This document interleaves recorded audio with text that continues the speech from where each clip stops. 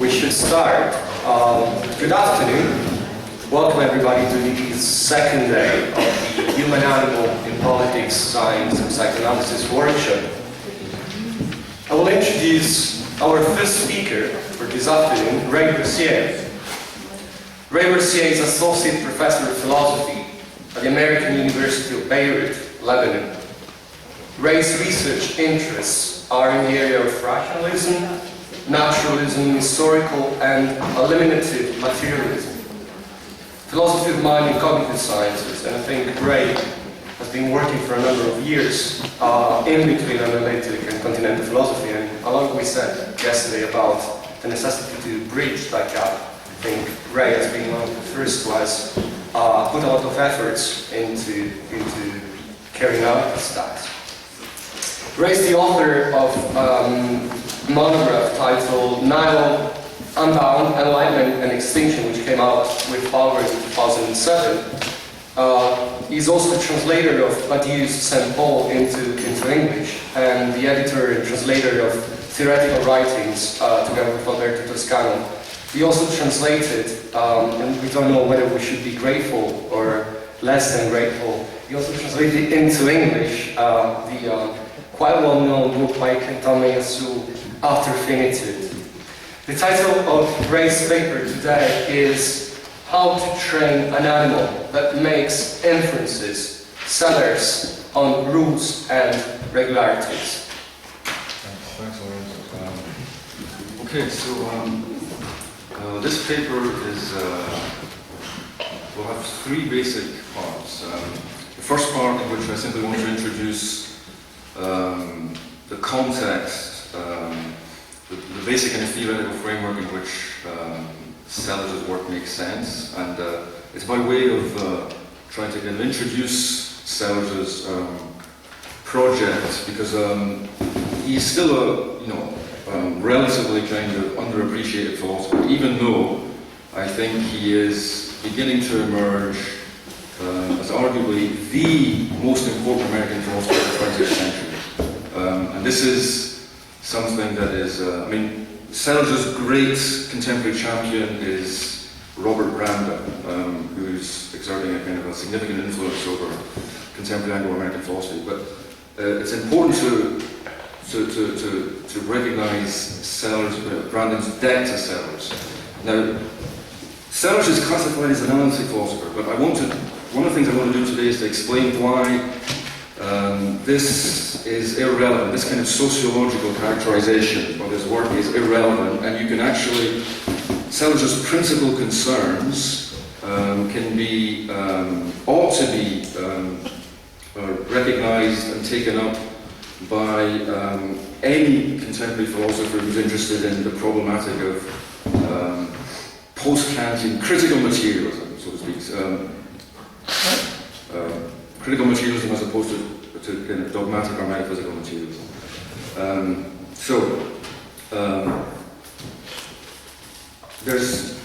I want to distinguish between the basic philosophical context of Sellars' work can be characterized in terms of three kind of categories: naturalism, rationalism, and nominalism. Okay? Sellars espouses all three.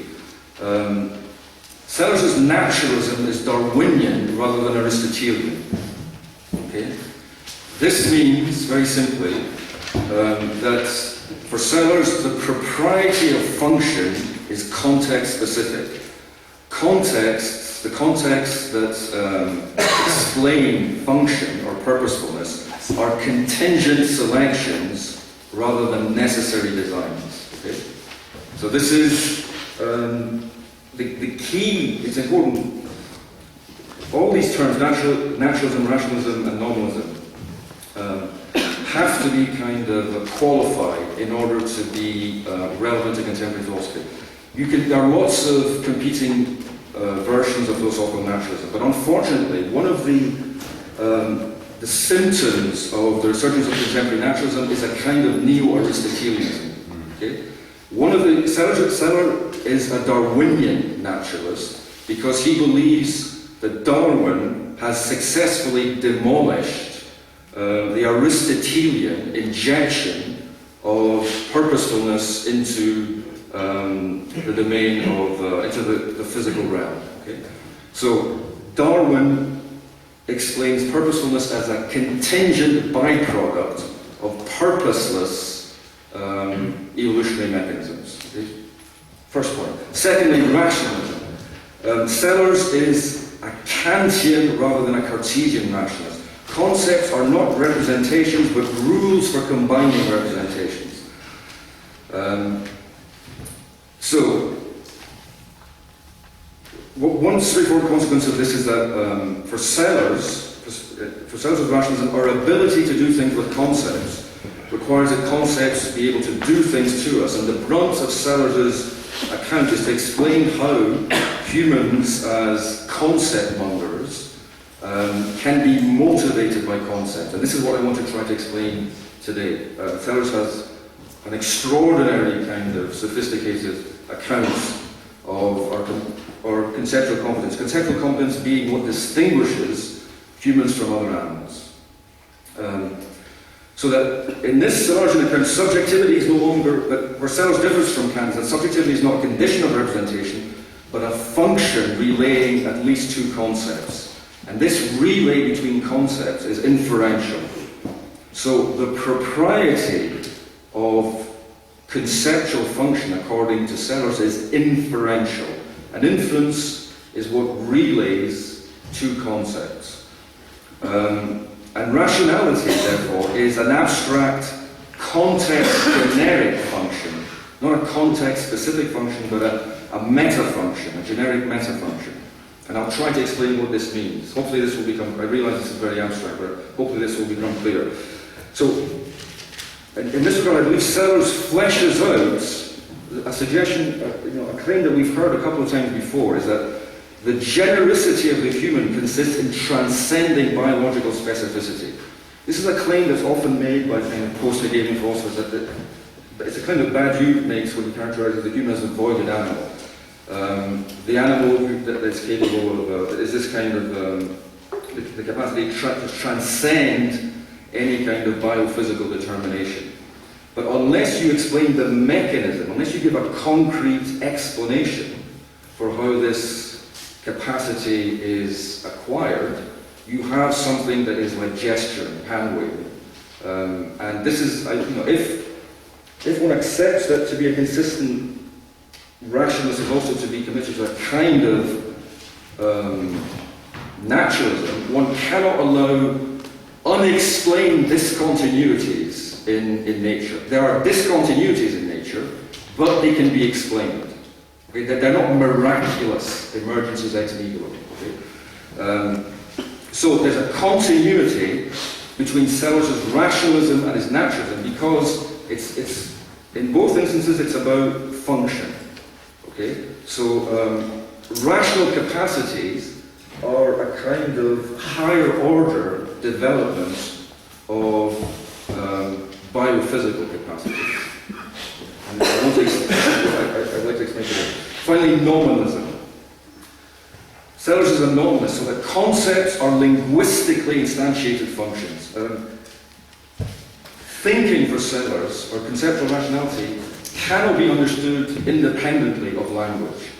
So he embraces the linguistic term. He's a philosopher who thinks he cannot give a credible account of our conceptual capacities independently of an account of the structure and functioning of language. This has two consequences. First, the sociality of language implies an intimate link between sociality and rationality. Okay? And second, Sellars' nominalism is compatible, paradoxically, because nominalism is always taken to be an anti-realist position. Sellars' nominalism is compatible not only with realism, but actually with a transcendental realism, precisely insofar as he refuses to conceive of the reality of concepts in terms of a relation between concepts and extra-conceptual reality. So, for Sellars, Sellars does not believe that language, he doesn't believe that concepts are representations, and that they are to be understood in terms of a relationship between a kind of an ideal entity and some kind of real instance.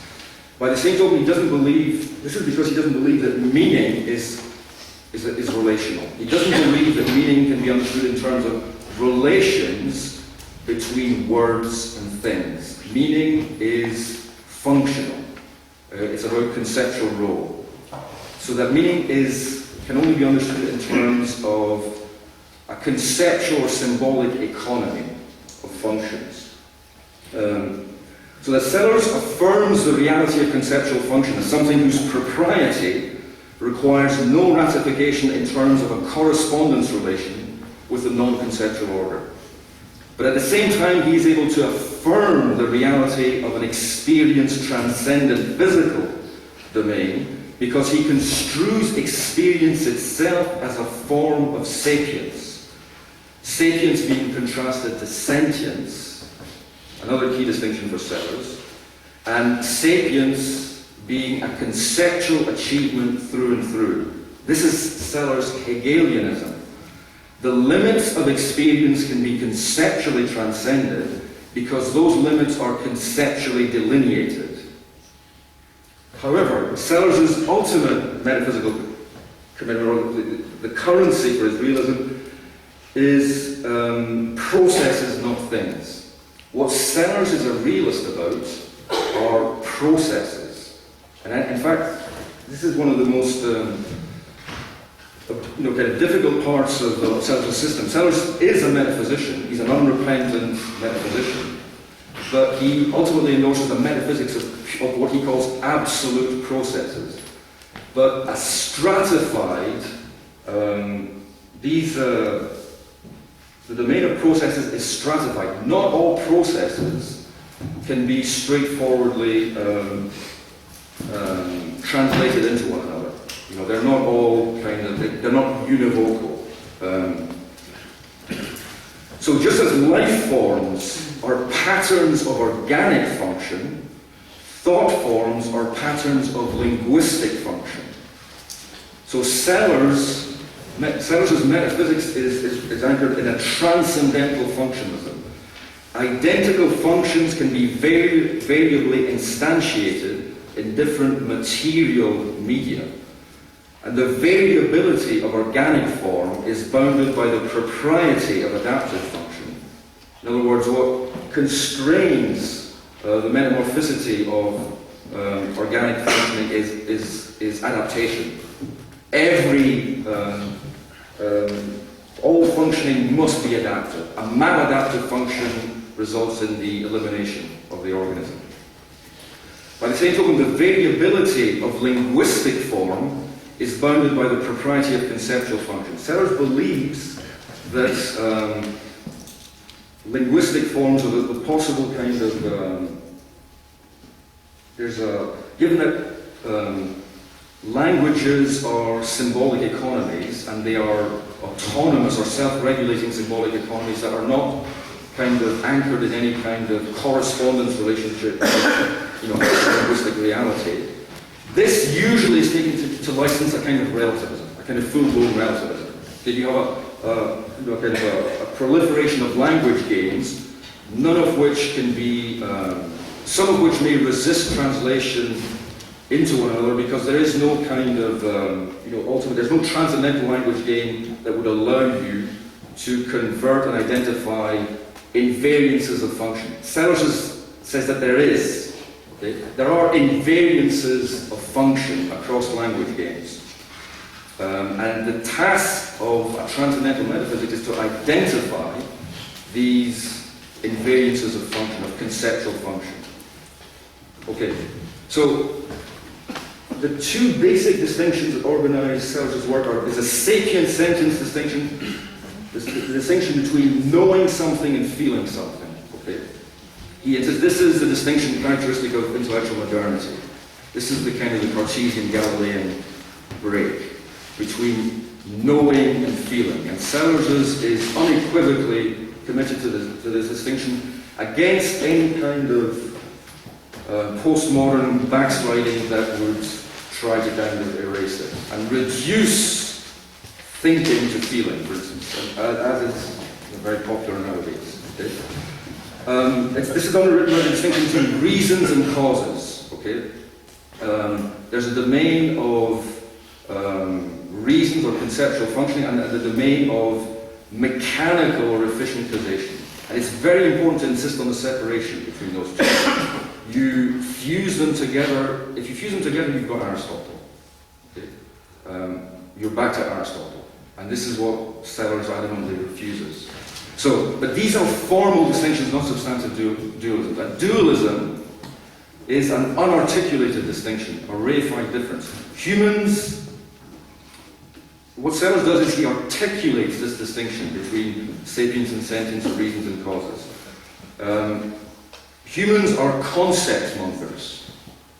This is the essential difference between humans and other animals. But this difference marks an imminent discontinuity within the natural order, not a transcendent exception. We can make sense of the discontinuity between humans and other animals. So Sellars then gives a positive account of the intrication of the conceptual and the causal, or reasons and causes, without presumptively collapsing one into the other. So, nature is not reasonable, and reason is not natural. Yet nature's unreasonableness is not unintelligible, just as reason's unnaturalness is not supernatural. The problem that Sellars' post-Darwinian rationalism confronts is the following. How do blind evolutionary contingencies generate purposeful rule-governed activity? The kind of rule-governed activity that Sellars takes to be constitutive of conceptual rationality. So this is what Sellars sets out to explain by trying to explain how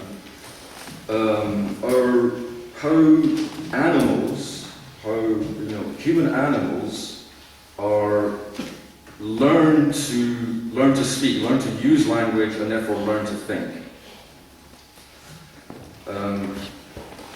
If concepts are rules, if concepts are rules and rationality is the ability to follow rules, but concepts are also linguistically instantiated functions, and the key to understanding the specificity of the human, which is to say the emergence of the human as this rational capacity, lies in understanding how an animal can learn to follow rules. How could an animal learn to speak? Sellars rehearses a well-known and apparently fatal objection to any such account. In other words, any accounts of language learning in terms of rule following are susceptible to an allegedly devastating objection. And the objection is very simple. Learning to use a language, L, is learning to obey the rules of L. But a rule which enjoins the doing of an action, A, is a sentence in a language which contains an expression for A.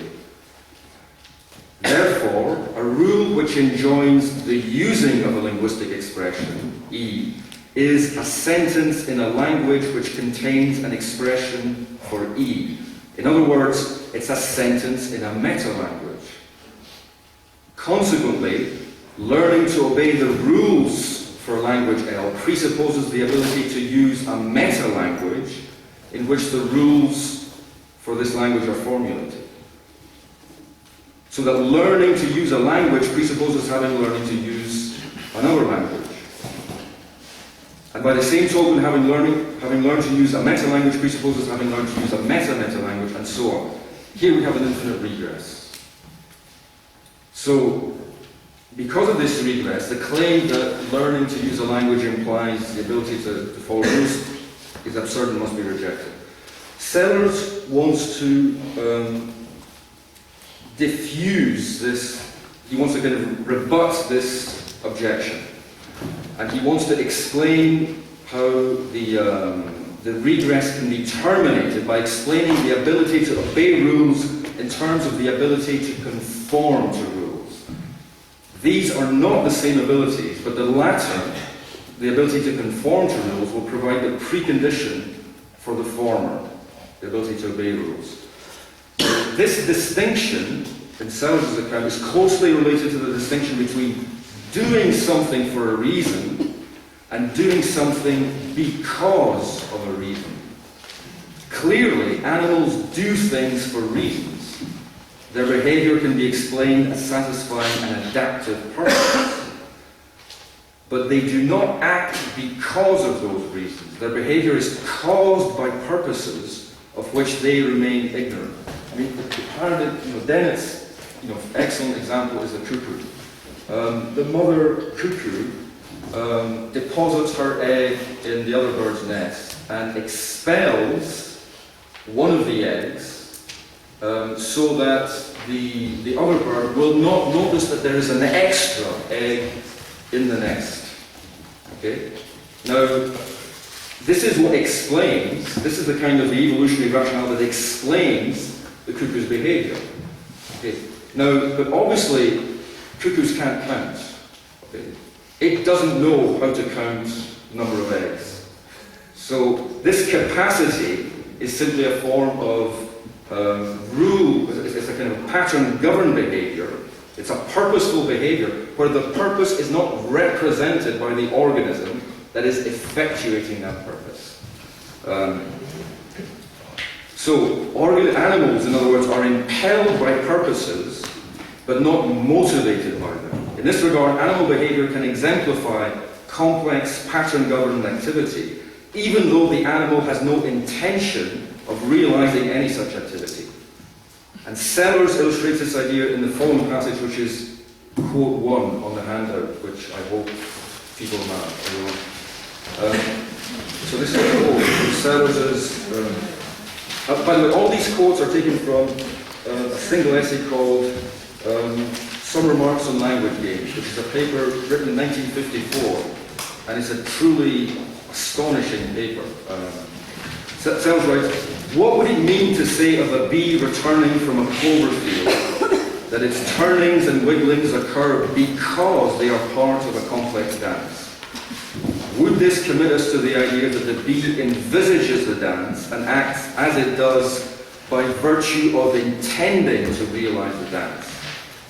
If we reject this idea, must we refuse to say that the dance pattern as a whole is involved in the occurrence of each wiggle and turn?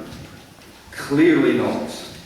It is open to us to give an evolutionary account of the phenomena of the dance, and hence to interpret the statement that this wiggle occurred because of the complex dance to which it belongs, which appears as before to attribute causal force to an abstraction, and hence tempts us to draw upon the mentalistic language of intention and purpose, which is obviously irrelevant, which is obviously inappropriate for organisms, for mindless organisms.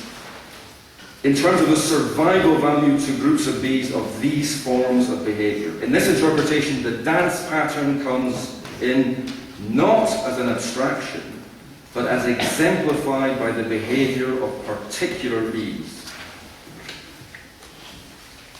So, Sellars draws our attention to the following problem.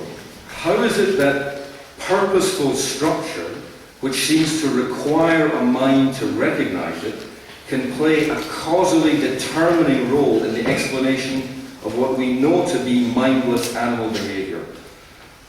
It can, so long as we bear in mind two things. First, abstract patterns can be realized by a multiplicity of concrete particulars. Second, the particular acts which realize the pattern do not occur because of it. These acts occur because of a genetic wiring diagram, in the case of the bees, which expresses itself in this pattern and has an adaptive value. And as a good Darwinian, Sellars believes that language learning must be similarly understood as an adaptive phenomenon. Though he will, of course, eschew recourse to genetic determination. He does not accept the claim that there's a language faculty, an intrinsic hardwired language faculty. Language is a social and cultural phenomenon. The particular acts through which syntactical and semantic regularities find expression need not intend those regularities. To see how this might be so, we need to distinguish between pattern-governed and rule-obeying behavior. This is the fundamental distinction that's at issue in Sellars' account. pattern-governed behavior is exemplified when one performs an act A in a circumstance C, or an act D in another circumstance F, for a reason, but without intending the reason, i.e. the complex pattern that these acts realize.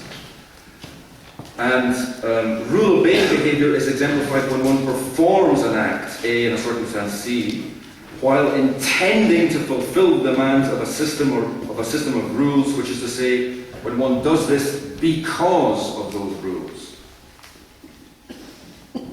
Language learning, therefore, can be understood as learning to do A in C, or learning to do D in F, because of the system of moves to which these acts belong, but without intending to realize that systematic pattern. So the decisive component in Sellars' account is that pattern-governed behavior stands to rule-obeying activity as a game stands to a metagame, where the latter, the metagame, is understood as a second-order game in which the rules obeyed in playing the game, the first-order game, are formulated. Human animals learn pattern-governed behavior by being conditioned to arrange perceptible elements into patterns, and these patterns in turn into complex sequences of patterns. And all that is required for such conditioning is a system of reinforcements rewarding appropriate pattern-recognizing responses and sanctioning inappropriate pattern-violating responses. In learning to discriminate between appropriate and inappropriate responses, one learns the distinction between legitimate and illegitimate positions, or proper and improper moves in a language game. The positions and moves in the game are specified by formation and transformation rules in the metagame. So that crucially, for Sellars, to make a move in a game is to perform an inference, but the execution of the inference, understood as pattern-governed activity, does not presuppose mastery of the corresponding rule of inference. And this is the second quote on the handouts. Thus, learning to infer, where this is purely a pattern-governed phenomena, would be a matter of learning to respond to a pattern of one kind by forming another pattern related to it in one of the characteristic ways specified at the level of the rule-obeying use of language by a transformation rule, that is, a formally stated rule of inference. Now, the key thing is that Sellars, the basic idea is very simple, is that one can acquire competence in executing material inferences without mastering the formal rules of inference. And this is what infants do. This is how infants learn language. They learn appropriate correspondent patterns. They learn to respond appropriately to objects, circumstances, situations by issuing a verbal signal. And this transition is explained in terms of a straightforward competence, an inferential competence in relaying stimulus and response. So, in this regard, inferential competence is a necessary but not sufficient condition for rationality. So then, how does one progress from inferential competence, the kind that is displayed by infants, to full-blown conceptual rationality, understood as the capacity to be bound by rules? In other words, to obey a rule, not just to conform to a rule, but to obey a rule. And the answer lies in understanding the connection between game and metagame. So one shifts from inferential competence, which for Sellars is constitutive of linguistic competence, to conceptual rationality by learning to identify the metalinguistic formation and transformation rules governing positions and moves in the language game. But this involves learning to use metagame concept in precisely the same way as one learns to use game concepts. So, in other words, one makes moves in the metagame on the basis of one's ability to make moves in the game. But Sellars, in order to make sense of this, in order to kind of understand what's really going on, we need to introduce some further distinctions to clarify the connection between these different levels, between the game and the metagame. So Sellars characterizes linguistic transactions, linguistic operations in terms of three fundamental types. Language entry transitions, intralinguistic transitions, which are what inferences, material inferences for Sellars, and language exit transitions. Okay. Now, intralinguistic transitions are moves from one position in the game to another, and the paradigm here is simply kind of like a move in chess, a move from one configuration to another configuration. It's a move in the game. All inferences are moves of this sort. But not every position in the game is arrived at from a previous position in the game. So, what Sellars calls a language entry transition corresponds to a position in the game arrived at from outside the game. They are points of entry into the linguistic register, and perception is the paradigmatic language entry transition for Sellars.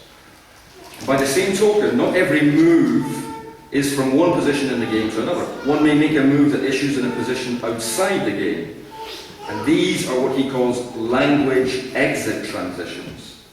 And action is the paradigmatic language exit transition. So, perception is the paradigmatic entry into language. You respond to a kind of external stimulus and you enter into a conceptual or linguistic register.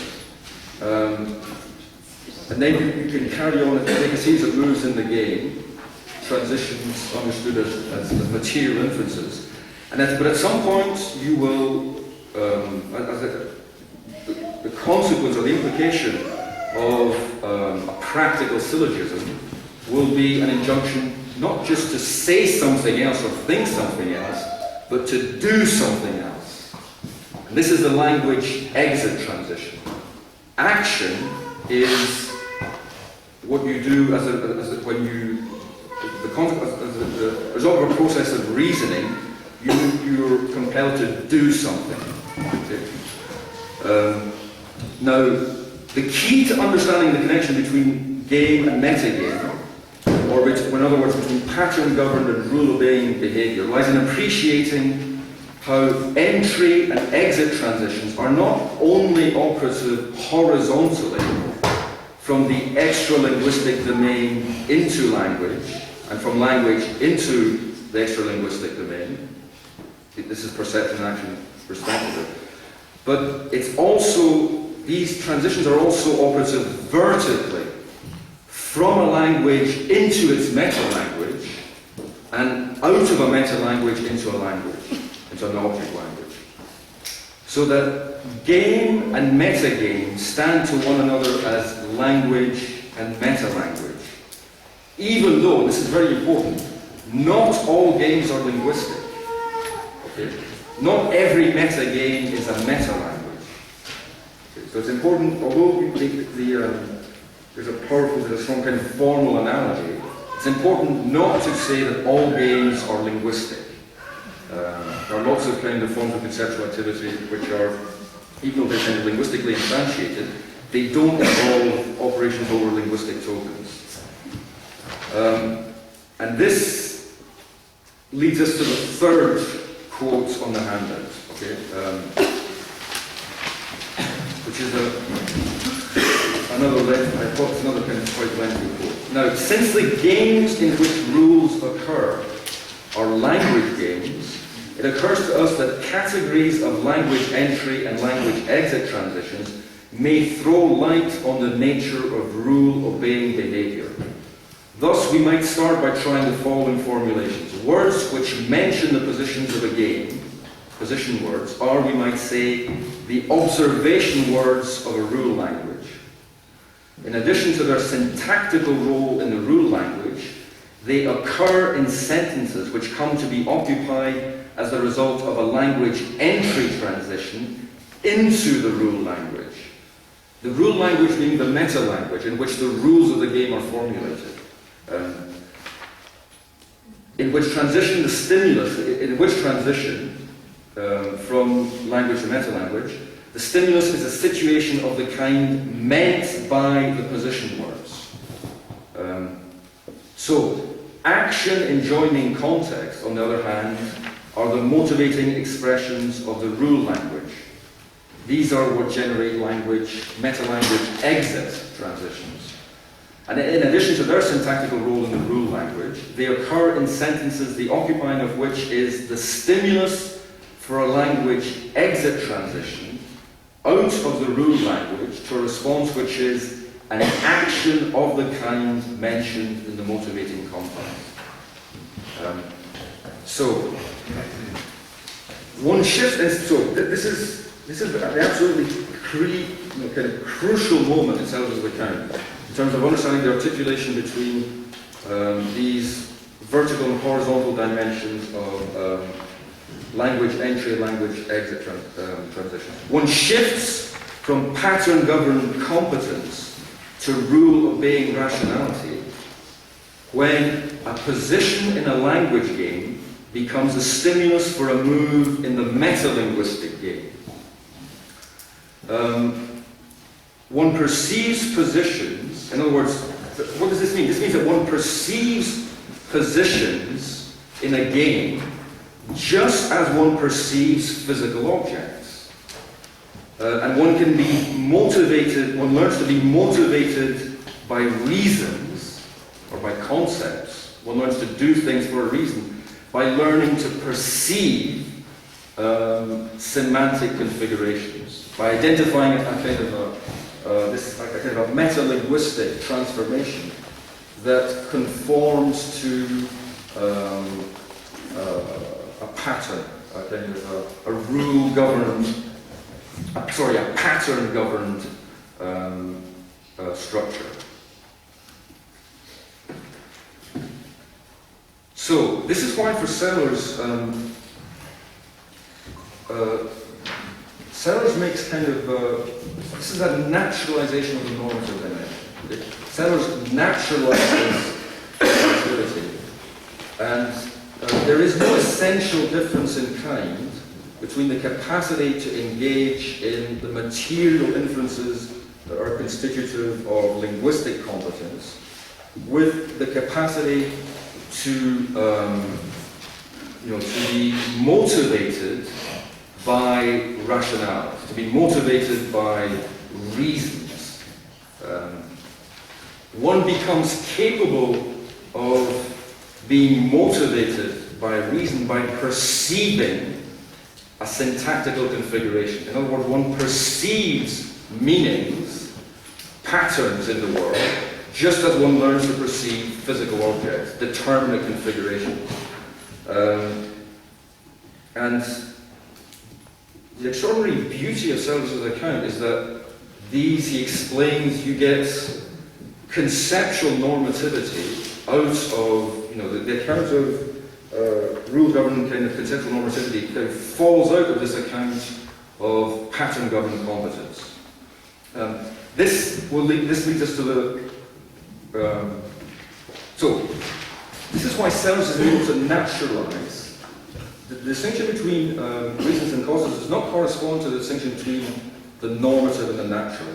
Sellars naturalizes normative compulsion or normative compunction by saying that we can be affected by reasons just as we can be affected by physical objects. And because in both cases, it's conceptually saturated. And this is another straightforward Hegelian trope. This is why, and this leads us to the final quote on the handout. Sellars writes, the motivating role of ought has often been misconstrued. In the first place, those who recognize that the role is essential to the meaning of ought sometimes conclude that ought has motivational rather than conceptual meaning. This is, of course, a radical mistake, which has its primary source in the matrimonial or bow and arrow theory of meaning criticized above. What Sellars means by the matrimonial theory of meaning is that meaning is a relationship between a word and a thing, or a concept and an object. Once you abandon this relational conception of meaning and adopt the conceptual role semantics that Sellars enjoins, then you see that there is no essential difference between the meaning of ought and the meaning of any other kind of semantic token. Saw means ought is exactly as legitimate as rot means read and und means and. There is something which saw means is exactly as legitimate as there is something which rot means and ought means a prescriptive property of states of affairs of the form X does A in circumstances C is exactly as legitimate as read means a descriptive, indeed observable property of physical objects. And just as necessary means a modal property of states of affairs of the form if X is A, then X is B. So, the power of this inferential role semantics is that it makes normativity the key operator in linguistic functioning. So therefore, that you don't have to so the distinction between the prescriptive and the descriptive is no longer a difference in kind. And you can, Sellars' point is, this is why Sellars is a straightforward realist about normative claims. You ought to do, there are things which you ought to do, because these are facts about the world, just as there are physical facts. But you need a certain conceptual competence to be able to recognize and respond to these facts. So, now, I want to conclude now by trying to kind of draw out some of the implications of this account, of this Sellarsian account. One, there's 5 of them, okay? But Frank and I will kind of, hopefully kind of discuss these in the conversation. One is the distinction between reasons and causes is irreducible from the viewpoint of the conceptual, but reducible from the viewpoint of causes. This is why this is not there's no mechanical dualism of the normative and the natural of reasons and causes, because although this is a necessary distinction, it's an asymmetrical distinction. It's a distinction that's only operative from the normative side. However, in the domain of causes, you can explain the continuity from causes to reasons. Okay? There's a discontinuity from within the conceptual order, but a continuity from the physical order. There is nothing spooky about normativity or rationality. You don't need any kind of gaps or radical breaks. Second consequence is that the kind of conceptual capacities that are characterized, that can characterize in terms of apperception or self-consciousness, is a reflexive ascent, which is a function of pattern compression. Because what you do when you learn to respond to reasons is that you identify syntactical configurations, and this requires an ability for pattern compression. There's an analogy here with Dennett's discussion of real patterns, or the metaphysics of real patterns. The difference between a real pattern is any pattern for which you can identify a compression algorithm. In other words, you can identify a straightforward kind of algorithmic sequence that generates the pattern. And the distinction between noise and information is simply the distinction between compressible and incompressible information. Information is simply you can recognize information in terms of a series of redundancies that allow you to compress a signal. And noise is simply incompressible. It's actually an excess of information because it's an incompressible signal. Rationality consists in pattern recognition function. And conceptual rationality is a capacity to identify, to reliably identify structural functional configurations. Third, the framing, now,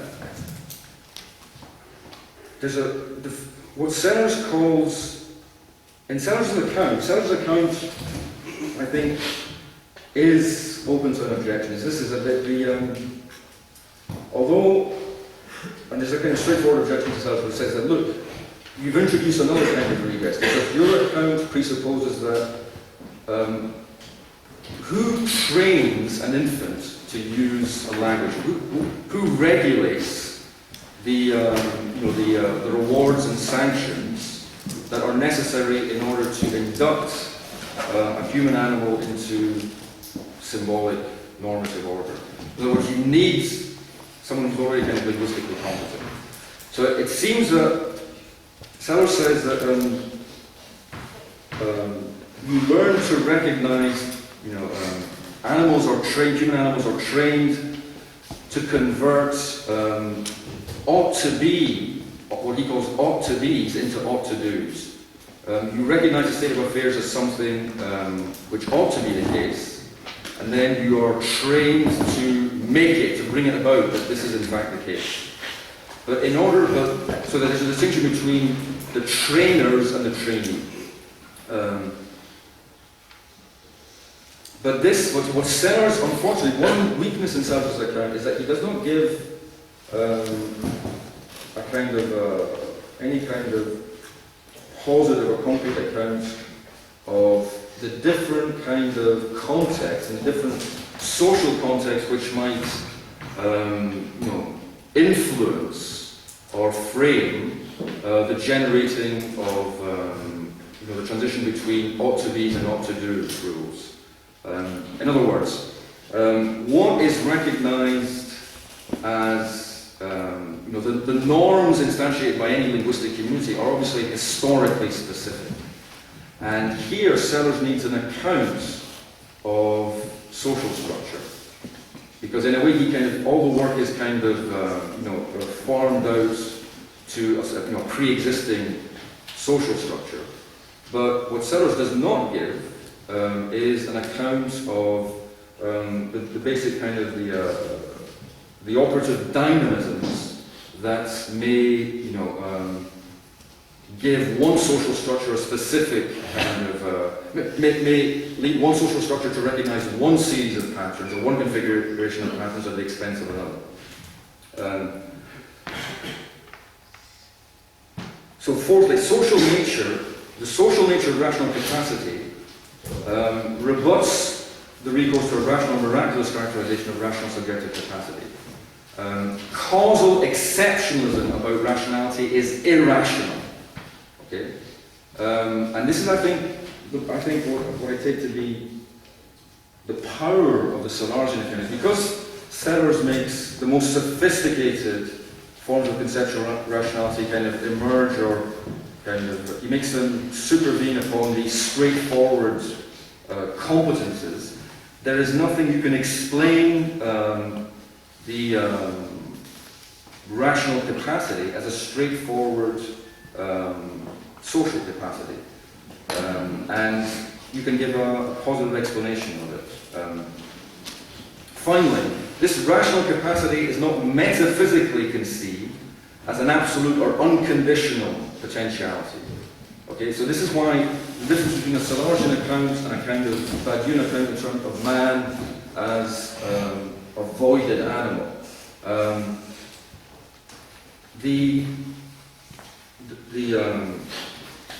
The plasticity of our conceptual capacities and the way in which we can kind of keep on revising, criticizing our conceptual obligations is not entirely open-ended. It's always framed in a specific, I think, ultimately kind of social and historical context. And this is, I think, where the Sellarsian account will need to be supplemented by a kind of a Marxist account.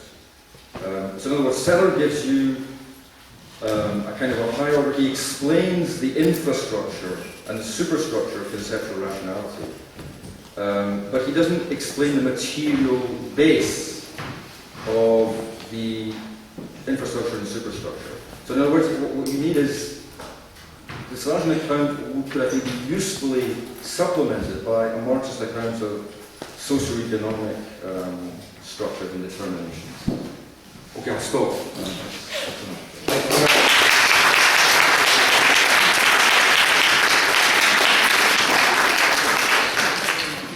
Frank Ruda is going to respond to Ray. Frank is a research associate in the Department of Philosophy here in Berlin at the Freie University. He is also co-editor of the Moralities book series at Mladen and one of the initiators of the Materialism and Dialectics collective. Frank is the author of Hegel's Ruda, which came out this year in German, published by Constance University Press, and in English, published by Continuum. And he published also extensively on continental philosophy and Marxism, and translated books by, among others, Badiou and Brassier into German. Thanks. Thanks a lot for this beautiful paper. I will ask two questions, and they're more or less improvised a bit, and to not prefer any one of the two of them. One is addressed or referring back to the conception of the animal, and the other one to the human. The first one, I enjoyed the idea that the human animal is something like an irrational incorporation of rationality. There is no reason why there is a human animal somehow, at least from the perspective of the naturalist. But there is an emergence of reason. So the break between, let's say, nature and reason can only occur for reason. It's not a break within nature, if I got it correctly. But in a certain sense, and this is what I was asking myself listening to you, wouldn't that mean somehow that all animals are potentially, at least potentially, but maybe more, rational animals already? Because they do things for a reason, maybe not because of the reason, not a reason they intend to realize, but this means they're proto-human animals, proto-conceptually, because, if I get it right, doing things for a reason means to implicitly, somehow, at least from the perspective of the rational, see something conceptually implicit in animal-like behavior, in pattern-governed behavior. The dog just likes his bone, or whatever. To be able to describe that in the following way, he does that because he likes it, or whatever, means to, and he does not realize that he is somehow, I don't know, relying, all of his actions are relying on certain conceptual schemas. He's nonetheless following implicit conceptual schemas. So, in some sense, if I get it right, with the emergence of human language, there is a change in nature. Because all nature then will be somehow, forever be proto or potentially human, or any animal will then be proto or potentially a rational animal, an implicitly conceptual animal. Although one can only say that from after the emergence of language in some sense, or one could say all animals are retroactively rational animals. Retroactively, this can only be said after the emergence of language, but with the emergence of language, retroactively, all animals will be potentially rational or conceptual animals. This is more or less, which somehow means the animal to already anticipate Slavoj title, the animal does not exist. Because the only thing that exists is an already changed animal here. This would be the first question, if you agree to that in construction. And the second one is rather, I think somewhat relying on the third point, on the objection to Sellars' account, and maybe a bit unsurprisingly, a defense of what you against what you put up. Because in some sense, if I got it right, the Sellarsian account functions, if one claims, it is the initiation of a rational animal, of child into language. But it cannot take into account, or can it, the emergence of language as such. Or to put it in different terms, maybe closer to what you, it can explain how an individual child is initiated into an already established language community following rules, having established certain rules. But can it also, I don't know, take into account what it does mean that there is a new rule emerging, a new set of rules. So a new language community, to put it this way. One implication, or one argument which you put up, which I read as entailing germ cells of an answer to that question of how one can conceive of the emergence of language from a Sellarsian position, is the following. Saying, if affection by reasons functions in a similar way than affections by physical objects, one somehow also retroactively extends how reasons functions, how rational behavior functions, onto the causal sphere, onto the sphere of physical objects. So somehow it seems as if there is not homogeneity of a language community, but a homogeneity of the causal sphere as such. Because reasons, the concepts are not essentially different from physical objects, from the affection from physical objects. So one replaces the, let's say, homogeneity of one language community into which a child is initiated with the homogeneity of the causal spheres as such. This is how I read, at least to some degree, what you call Sellars' naturalism. And so to speak from a realist position about nature means, after the emergence of rationality, means to say the causal sphere functions in a homogenetic way, or homogeneously. And I was wondering, I mean, to put up a guy whom I also find a bit unsexy, but Davidson once said, the language that language philosophers talk about, like one homogeneous language community, never existed. So I was wondering if my reconstruction of what you said would be correct, then somehow maybe this causal sphere in its homogeneous, let's say, structure wouldn't exist. And one way of, let's say, twisting it a bit, maybe to give some hints at a slightly Sellarsian Clausian reading, maybe even, one could say that within the moment within which someone perceives meaning in the world where there maybe is none, there can be the emergence of a new rule. Somehow Badiou calls this element an essential element of an idea. So there has to be some sort of perception of something which is valid, I don't know, taking a stance for or whatsoever, no matter, and mostly it does not exist, no matter if it exists or not. So maybe I'll leave it there. I will just jump in because I think it links quite well to what Franz said before. If I got Franz's point right, the first point, it was an objection to Sellars, saying basically Sellars could be accused of a kind of crypto-anthropocentrism, because after the emergence of language, potentially all animals, which are animals only because of the emergence of language, could be rational, could become rational. But going back to Ray's, in defense of Ray and Sellars' previous work, I think this whole objection takes up a new meaning if you think also about the disappearance of language, not just the emergence. That is to say, if you think of language as an event which changes nature, but is time limited. I just leave it there and see what Ray. These are very difficult. Thanks, these are really tough questions. First of all, the first question, are all animals potentially rational? Look, the emergence of rationality is contingent. There is nothing inevitable about the emergence of rationality, nor is there anything kind of necessary about the determinate structure. And you could say that the kind of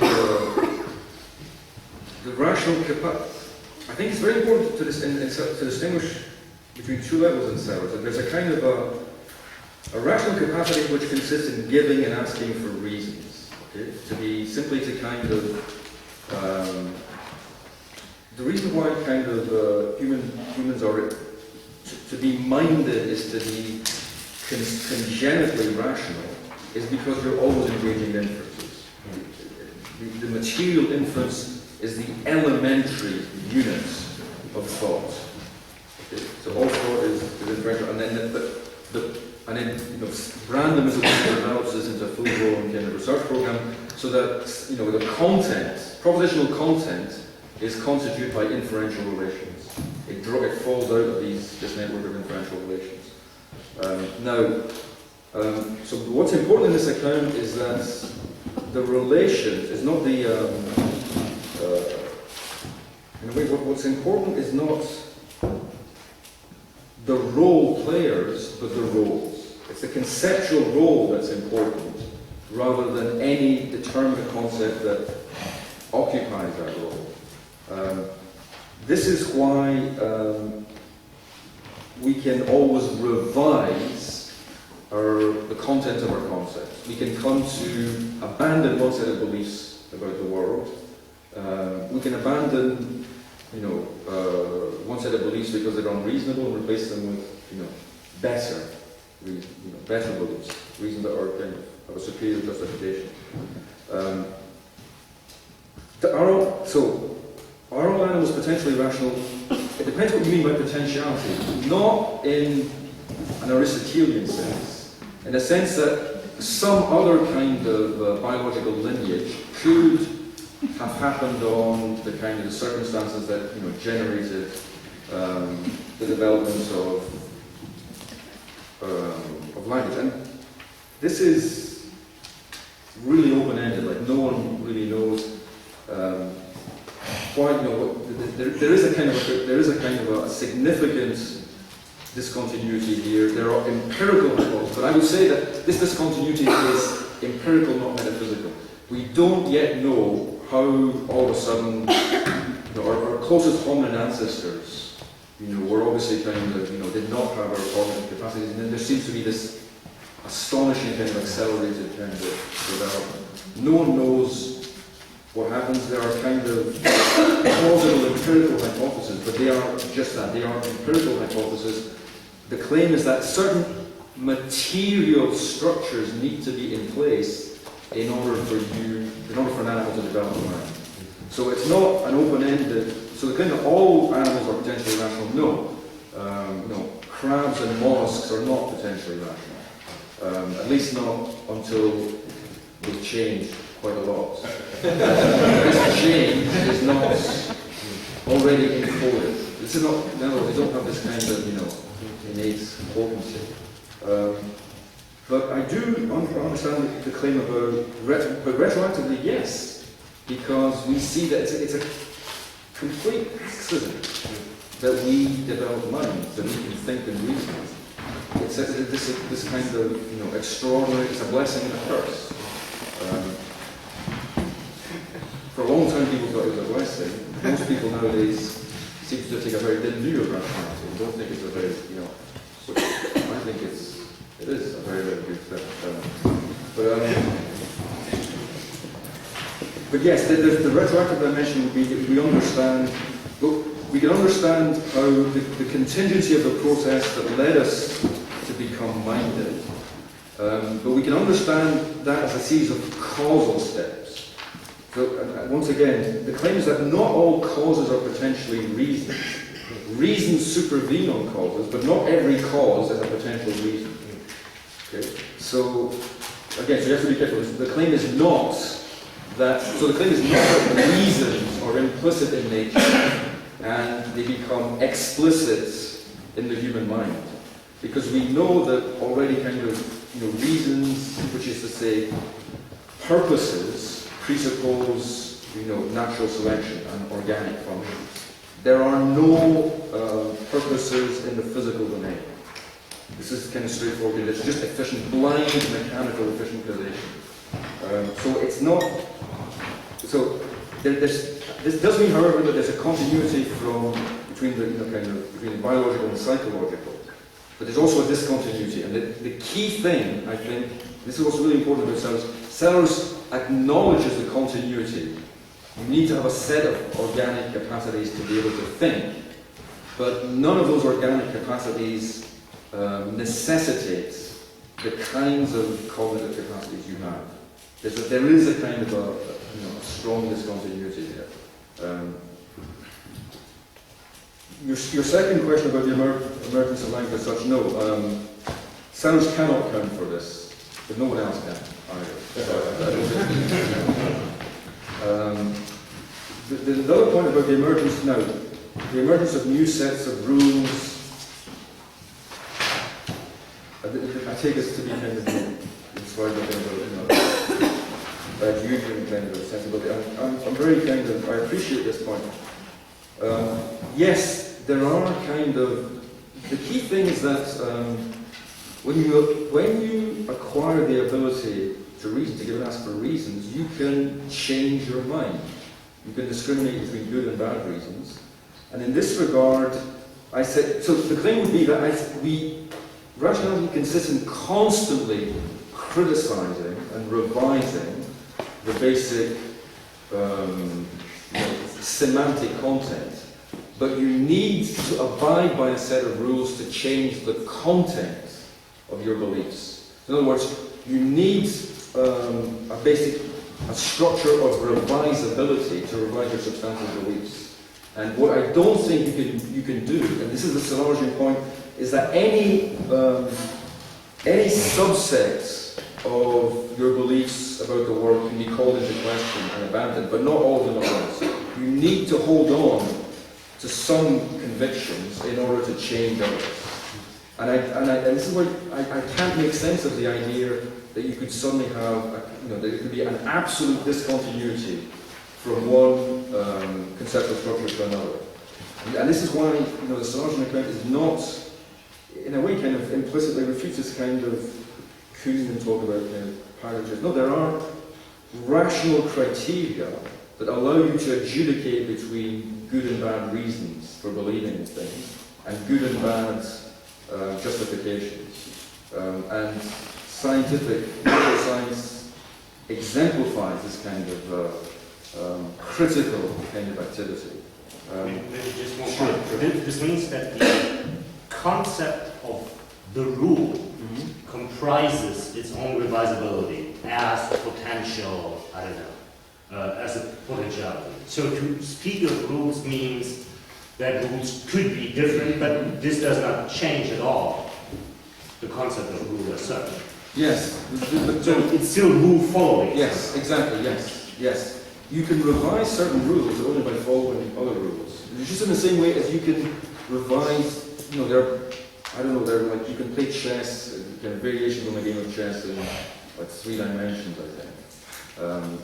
I don't know how you do it, but you do it rules. But in other words, you amplify or supplement this rules with another set of rules, and you can do. And this is what we do all the time. But you still need certain rules to generate others. Well, this is Neurath boat. Yes. In the analytic tradition, this is what they refer to with the image of, yes, a ship one time, you have to be standing on others, and you can't just repair all of it at once or switch out the entire Yes, bottom of the basically, yes. thing. Yeah. So we get, I'm on. So Peter, any other questions? Yeah, I just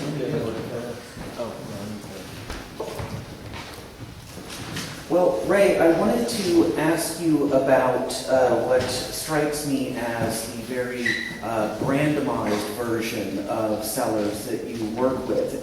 In your talk, there was an oblique reference to McDowell who used the adjective spooky when talking about supernaturalism, and that that sort of language is very much a part of McDowell and Minded World. And so you have Brandon and McDowell as, of course, Sellars' 2 main descendants, representative of what we now call Pittsburgh neo-Hegelianism.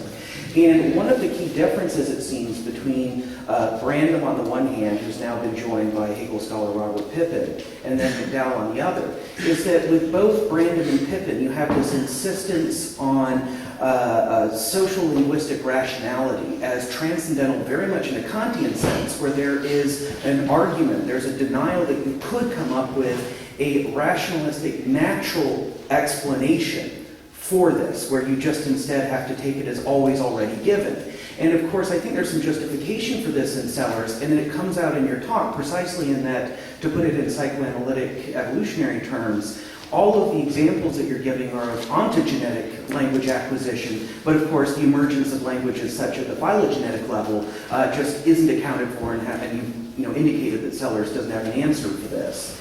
Now, it seems as though I think Brandom with his inferentialism and Pippin, following along and trying to turn Hegel into, an accomplice with all of this, that they actually are reading Sellars very consequently, and that given how Sellars frames, for instance, the causes versus reasons distinction, etc., that there are grounds for construing Sellars as very much Kantian in this sense, and not Hegelian as he sometimes flirts with claiming. I mean, his Hegelianism is very much limited to the first 3 chapters of the Phenomenology, and reading that as a critique of, the decisive demolition of the myth of the given, a la, what he's after in criticism and the philosophy of mind. So it seems to me that, and by the way, Frank, you suggested that Badiou has an account of this, but I don't think he does have an account of the phylogenetic emergence of language as such. And here he's like Lacan, and Lacan, similarly like Brandom and Pippin denies this, Lacan shamelessly has recourse to the Bible and says in the beginning was the Word, and then says,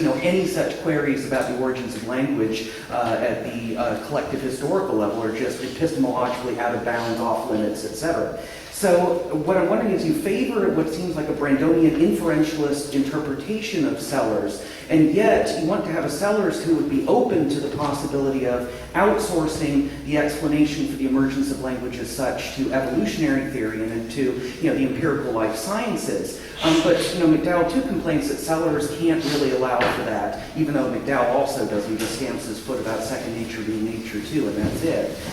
So I'm wondering then why you opt for a Brandonian reading of Sellars, and it seems to bring with it, Brandom's very anti-naturalist and anti-metaphysical deflationary inferentialism that then has contained within it prohibitions, arguments prohibiting. I think what you want in terms of what I too want, which is this rationalistic naturalism that can explain these things. I don't think Badiou, Sellars, Brandom, Pippin, any of them can explain, and many refuse to. So I'm just curious as to why you made this decision to put your eggs in that sort of interpretive basket.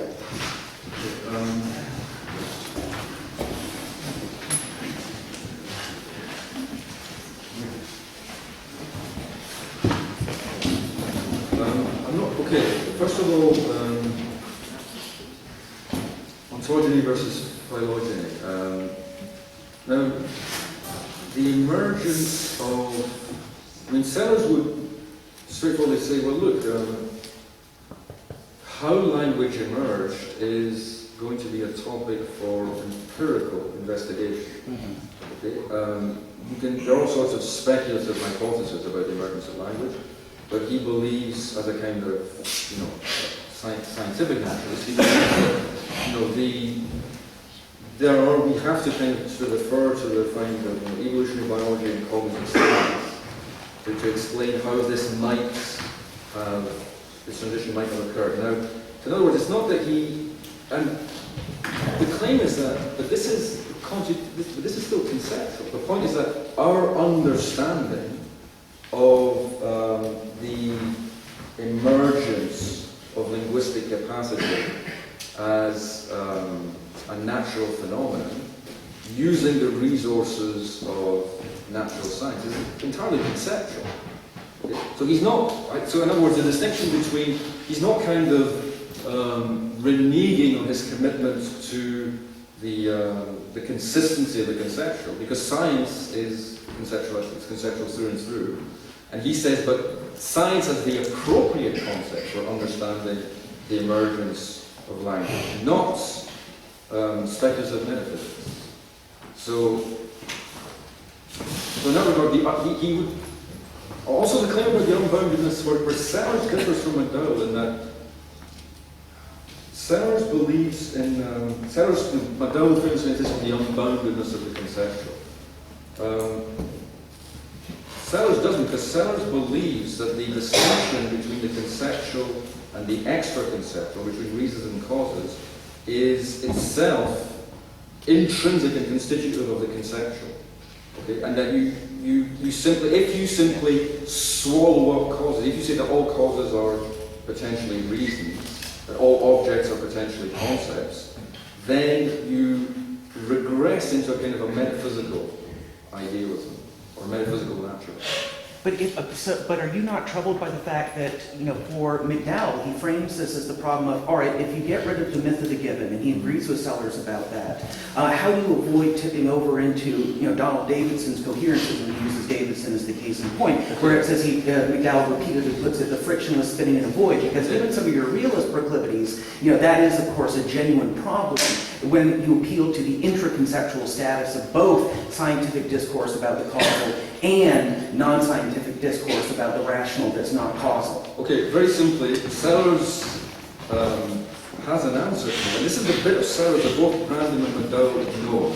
This is the distinction between linguistic signification and picturing, and the distinction between truth as maximally warranted assertability, which is simply about consistency, and truth as correspondence between what he calls natural linguistic objects, utterances understood as natural linguistic objects, and physical phenomena. Sellars has a two-tier approach. Sellars wants to bind together coherence and correspondence, unlike Davidson. And this is one of the bits of the most difficult bits of Sellars, which is why everyone seems to ignore it. But the picturing relation is simply about what he calls information. It's about a kind of the translation of physical information from one medium into another. The human mind processes information is a part of the physical domain and processes physical information. And this information processing yields a kind of picturing relationship between a linguistic token understood as what he calls a natural linguistic object and another part of the world. This then licenses a semantic assertion, truth understood as kind of a maximally warranted assertion. When you are appropriately related to the world causally, you are then justified in believing things about the world. He wants to articulate, once again, reasons and causes. And this is why it's not just a frictionless spinning in the world, because the reason you are connected to the world, but the connection is opaque, it's not transparent. But what he wants to, and again, it's difficult to minimize what an extraordinary achievement this is. The claim is to kind of to insist on, in a way, the kind of the absolute conceptual mediation. But conceptual mediation is itself objectively mediated. So in other words, the subject's mediation of the object is itself objectively mediated. And this, it seems to me, is what a properly kind of dialectical materialist account should insist upon. Thank you. Slava in Inference. I try to be short. I was also enthusiastic about this intervention, and there are so many basic points that I would like to start the debate. We don't have time for it, of course. For example, and I'm not alone here. In many inquiries into maybe the origins of language, I don't know why, but for maybe some personal traumatic reasons, I like those like Stephen Jay Gould, who insist that for conceptual reasons, that precisely, although language obviously does provide some adaptive advantages, but that its emergence as such cannot be deduced in this way. That's Gould's point of honor, as it were, that the rise of language is a kind of a total contingent byproduct of something else, which has in itself no clear adaptive purpose. All adaptive gains, like, all this Engels bullshit, as you, this is the lowest good of Engels, when he says, Engels, that when people started to collaborate, they discovered that when the collaboration between people became complex, they discovered that they have many things to say to each other, so they invented language, all that stuff. No, that all this is, to use today's Baghdad or American terminology, that all the adaptive advantages are more collateral damage.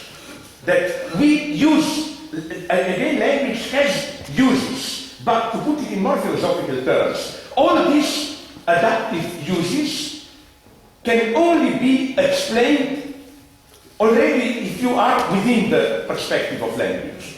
You cannot step out and say, oh, now I compare, oh my God, if I have language, I can do this easier. So again, this doesn't mean any obscurantism. It's just, I think, it's an even more Darwinian solution. It brings to the end this wonderful Gould's conception, which I really like, of exaptation.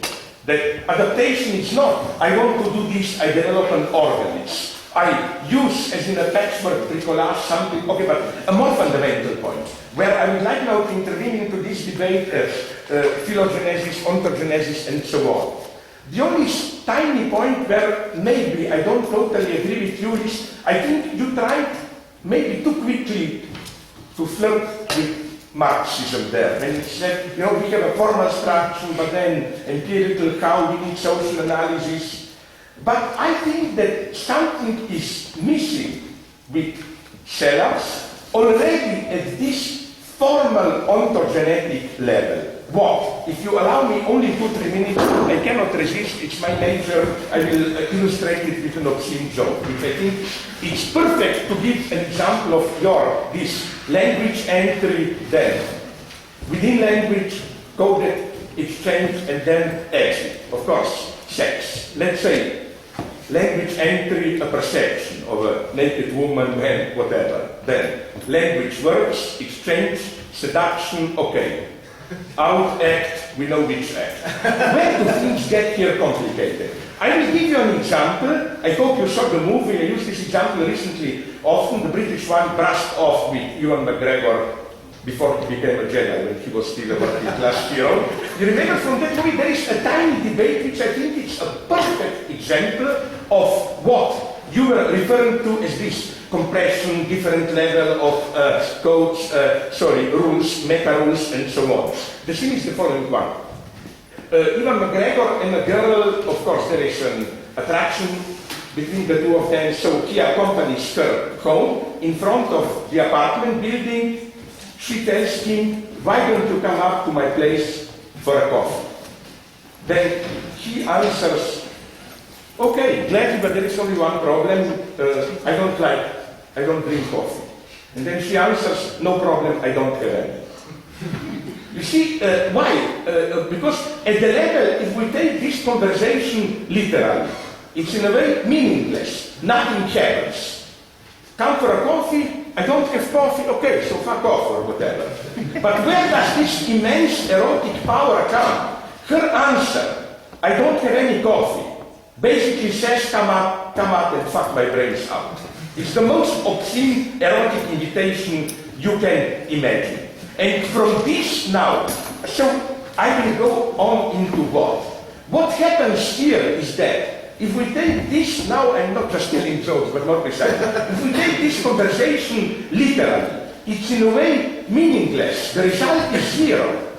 I offer you something, you said, I don't like it, I say, oh, it doesn't matter, I don't have it, and so on. But the result is not zero, but an extremely intense message.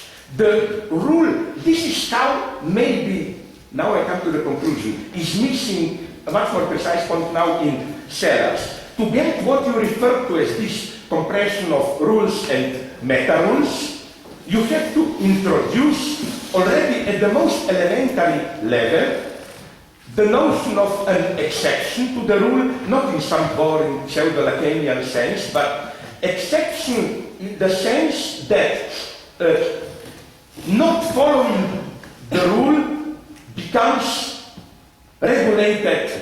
The only way language becomes conceptual language when, at least at a certain structural point, the only way you prove that you really, to use Sellarsian language, are really speaking a language, doing it, not only obeying this objective causality, but following reasons, it must be this kind of a empty short circuit, where at the immediate level the result is zero, like miscommunication, but nonetheless the message gets through precisely through this miscommunication, which is why, as I know, I repeat it here myself all the time, for me, these apparently exceptional situations, like, sorry to tell old jokes, like, I invite you to dinner, I have money, we both know you don't, which is not true, but let's say. Okay, then we both know I will pay. There is a ritual that when the bill comes, you insist a little bit that you will pay.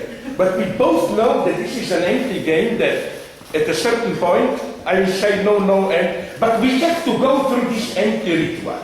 You make a gesture which we both know is an empty gesture.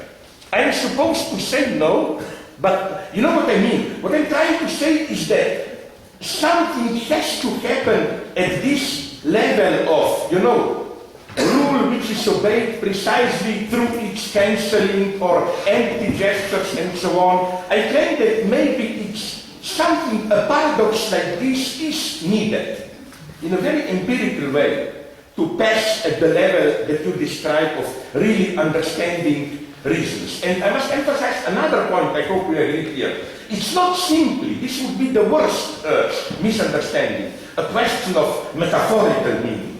No, the point is not that the girl in Brass Off, when she says, come drink coffee, means it metaphorically, like, I don't know, my wet pussy is like a coffee, I don't know. I cannot even imagine the vulgarity. It's totally wrong too. I'm not talking about metaphor at this level. I'm talking precisely about what you mentioned, this kind of conflation of rules and meta-rules, where something which at the zero level appears as a meaningless. Like, okay, you offer me coffee, no coffee, fuck off, each of us goes. There must be some kind of conflation of rules, so that at the level of, like, I'll put it in this way. If bees were communicating with those dances, then if one dance means, then the only way they can communicate is either the message means come and fuck me and I do it or not, or the message means come for a coffee, and if the other says I don't drink coffee, it means okay, both bees go their own way. Only with the man you can have a human person asking another person, do you want to come for some coffee? And when the answer is no, and no, it means the ultimate density success of communication. So, I'm sorry if I'm too long. All I claim is that this analysis can be led a little bit further in specifying the precise mechanisms of conflation of level which make, if I may sound anthropocentric, communication specifically human. There is still, my point is that from what Sellars did, there is still some things that are to be done at still abstract level prior to bringing in all that Marxist bullshit of concrete analysis and so on. Sorry if I was... Okay, obviously the accounts I presented, this is very schematic, but I think it's very important to insist that rules can be extraordinarily complex. I mean, we're not just talking about, it sounds, when you talk about rules, people think of something, fairly kind of straightforward, right? The problem is that there's this kind of concatenation of rules that are nested within other systems of rules. So we're talking about a level of, extraordinary complexity. But in the examples you gave, I mean, it still seems to me that there is, I don't see, I take it, it's obvious that you still, something is communicated, you understand perfectly what's happened. In other words, a misunderstanding is still, if there's the capacity to kind of to recognize a misunderstanding, then even if not, kind of instantaneously, then I don't see how this kind of is an exception. I don't think that misunderstanding is an exception to this semantic economy, because we always misunderstand one another. But understanding what a misunderstanding is involves a kind of competence, a kind of, So I'm not sure I see the force of, So in other words, I wouldn't be happy with the claim that this is some kind of some exception. I think these are, if you have an account, and once you take into account the kind of these ramifying social contexts, then there's kind of a potentially limitless complexity to the ways in which we can understand an utterance depending on the context. But this sensitivity to context can be explained as a kind of as a rule-governed competence.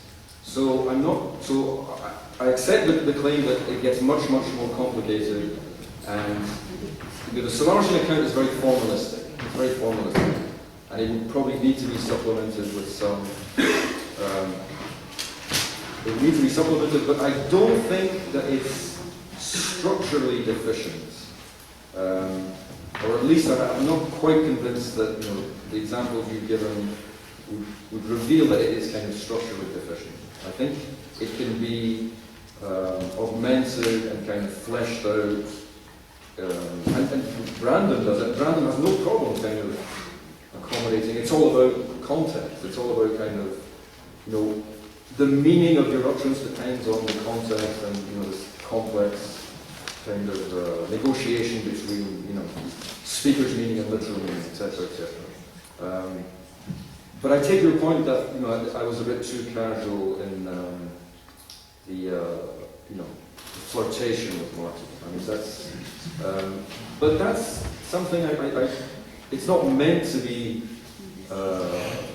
throwaway, because I take it very seriously. I do think that the Sellarsian account does need to be supplemented, but I think it's kind of compatible with, psychoanalytic and kind of Marxist accounts.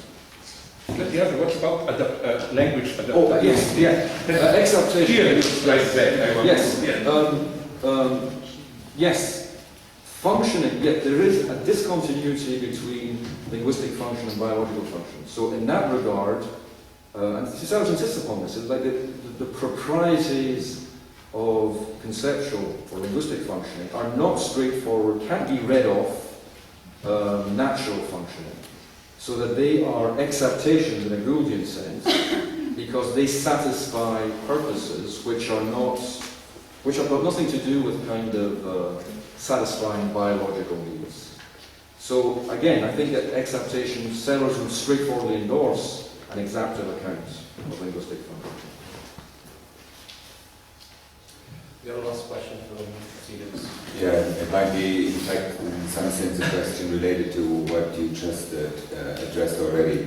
I mean, it's obvious, and I'm sure you thought about this too, when you have this differentiation between material inference that leads to doing something for a reason. You gave the example of the cuckoo's bird, as opposed to reason, which does something because of reason. That, of course, has a certain history in philosophy, and one thinks of Kant and his differentiation between doing something out of duty and something that accords duty, pflichtgemäß and out of Pflicht. So, and the problem that Kant introduces with that, of course, is that only the latter, doing something out of because of duty, is actually a moral action.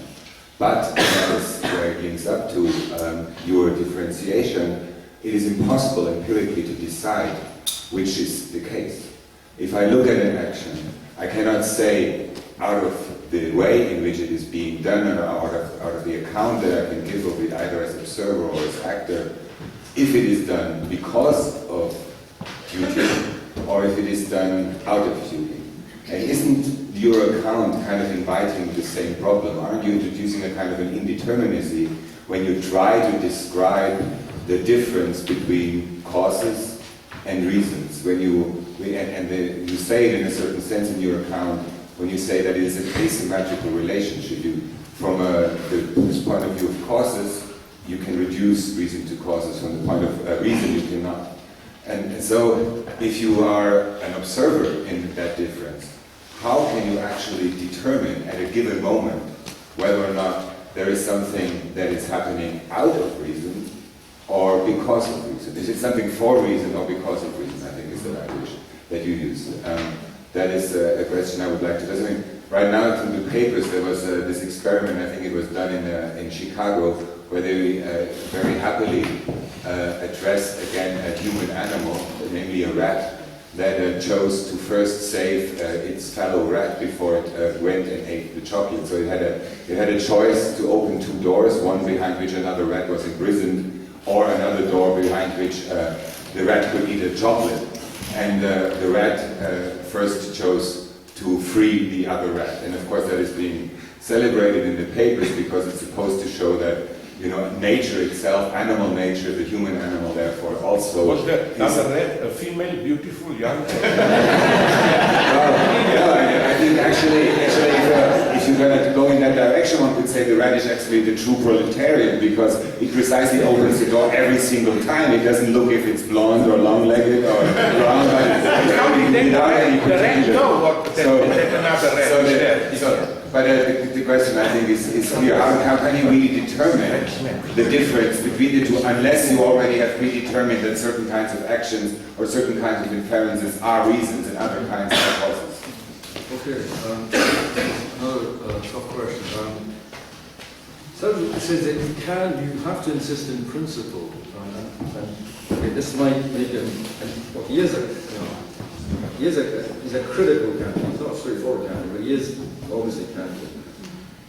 You can, in principle, always tell the difference between, doing something because of a reason and doing something for a reason. And you ought to always strive to make the distinction, even if you don't know. At least you are compelled to try to identify the difference. And this means that this means that kind of, absolute rationality is, it's an ideal. It's not something that is, and it's an ideal that we are compelled to strive towards, regardless of, whether we succeed. So in other words, so yes, I mean, I think Sellars is a kind of, because it says once you are engaged, in a way we are condemned to be reasonable.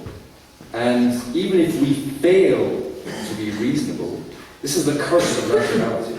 You are condemned to be reasonable and to fail to be exhaustively rational. This is the human predicament. But there's no way out. Okay? And Sellars used this metaphor is that conceptual rationality is like original sin. Once you've taken a bite of the apple of reason, you have to eat the apple to the core. There's no going back to the state of innocence. You have to reason, to push reason to the limits. And if you die before you've finished, that's too bad, but you have no choice. The point is that I want to distinguish between being impelled when you do something for a reason and being compelled when you act because of a reason. And the point is actually that, and I think Kant's point is that, the opposition between freedom and, freedom is just being compelled by reason and not being able to do otherwise, no matter how much you want to do otherwise. So in a way, kind of rational, the kind of potentiation of rational capacity would be the extinguishing of the capacity for choice. So that you only, so in other words, the ideal of rationality is a kind of pure, computational kind of entity, which is why machines are freer than animals. And I think this is the ideal that drives the Sellars inquiry. I mean, the idea of optimal rationality is that we liberate ourselves, we start intervening into our own kind of material constitution to eliminate pathological inclinations. This is the project of human self-fashioning, which I think underwrites, the kind of the Sellarsian kind of agenda, or at least this is the way in which I think it ought to be kind of developed. And we have to do things to ourselves to optimize our rational capacities. And that presupposes the differentiation. I mean, if you're acting in order to eliminate pathology, you need to be able to empirically decide where you act out of pathology or where you act out of reason. Yeah, and I would say the fact that you don't know doesn't let you off the hook.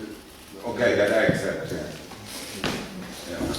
Okay, we stop here, and let me thank once again Ray and Frank for his talk.